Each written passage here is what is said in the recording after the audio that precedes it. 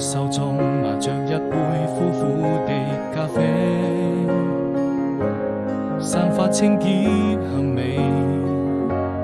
我的心還在期待着誰，想問這個世界哪裏是最美？是否愛情都會讓人沉醉？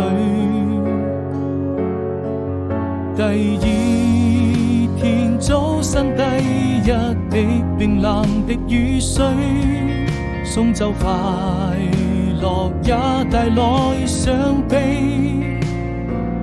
那晚風就像你為我留下祝福的眼淚回來，再給安慰，再說一聲寶貝。